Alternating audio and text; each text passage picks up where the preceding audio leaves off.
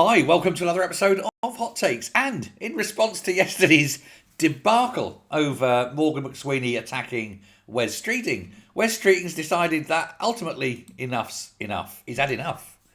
And he has now launched a counter-offensive, a scathing attack on Downing Street. Marvellous, isn't it?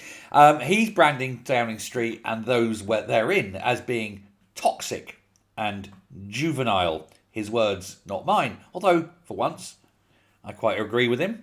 This, of course, is as a result of all that briefing war that went on over the last couple of days with Morgan Mcweeny, it's believed, launching this strange attack on Wes Streeting, that Wes Streeting is threatening Starmer and his role as Prime Minister. Now, the very few remaining people who are sort of on Starmer's side, not many, but they're trying to, strengthen his position, build him a fortress, Fortress Starmer, by briefing the press that he's going to resist any coup attempt. He can't. He's got no balls. He's got no spine. He'll fold faster than Superman on wash day. But the move, of course, has backfired spectacularly. And yesterday, Starmer ordered a full investigation into the source of the briefings. This means that some junior official is going to have to take the fall. They're going to have to fall on their own sword, because we all know it was Morgan Mcweeny, but of course he can't fire Morgan Mcweeny, so they're going to pretend it wasn't him and get some junior spad or something to say, "Oh, I'm sorry," and I'll resign and go. And of course they're just basically going to sack someone in lieu of sacking Mcweeny. Can't do without his chum, can he? But the suspicion has fallen completely that it was Morgan Mcweeny. We kind of all know in our hearts. And of course, he's now facing calls both from Labour and Tory MPs, Labour MPs as well, to be removed, to be fired. Not to resign, but actually fired. They've noted now, though, that Streeting's sort of good-humoured response to the row, including joking comparisons to like the BBC's TV series The Traitors, have actually boosted his leadership prospects. He's coming across as Mr. Nice Guy. However, I don't think he is, but that's another matter. Number 10 now are trying to put a sticking plaster over this.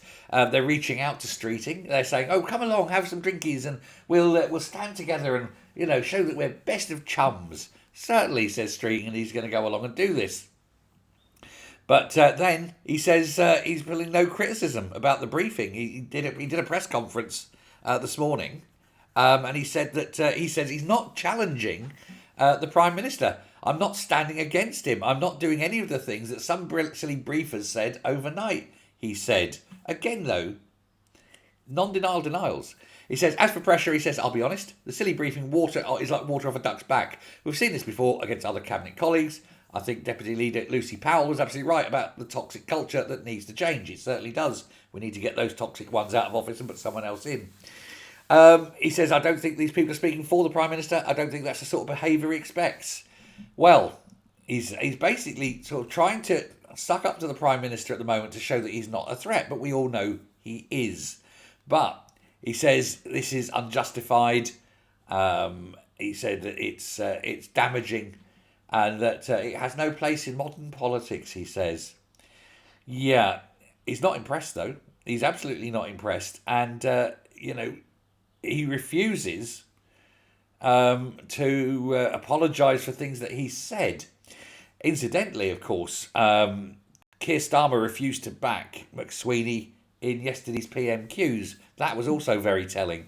I think that he's out there. But Streeting himself, though, is saying that the culture in number 10 is toxic, and he's not putting a name on it, but it's quite clear that he thinks Morgan Mcweeny is the reason for this. He says, "I'm not going to add to the toxic culture by contributing to the toxic culture and going after any individual. I don't think that's constructive. But one thing I would say to Morgan Mcweeny is there wouldn't be a Labour government for him, But there we go. I think there's a lot more in this story going on. I think Mcweeny's got to go, don't you? Mcweeny, I think, will be out. And I've said he'll be out possibly by the weekend or by the end of the month. But he'll be gone. Can't continue. Too many people are saying that number 10 is toxic. Well, that's because it's filled with shit. Let me know your thoughts on this one. Thanks very much. Bye.